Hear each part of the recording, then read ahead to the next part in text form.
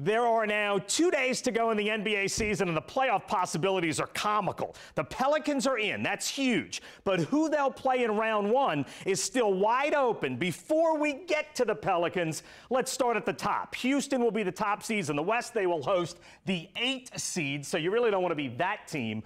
Golden State will be the 2.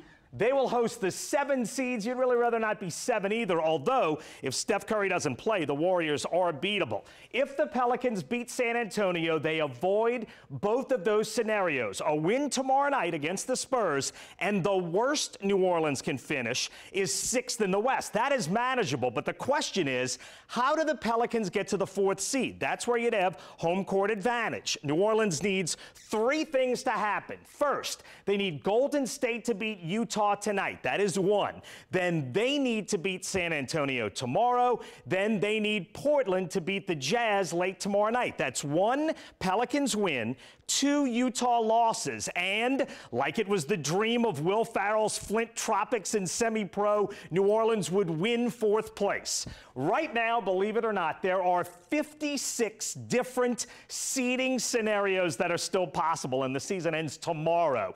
So just to make you a little bit dizzy with the math, Portland could finish 3, 4, or 5. Utah could still finish 3, 4, 5, 6, or 7.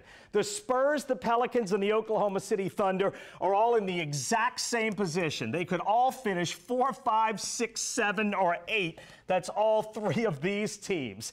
And Denver and Minnesota play each other for the final playoff spot. If the Nuggets win, they will be 5, 6, or 7. If the T-Wolves win, they will be 5, 6, 7, or 8.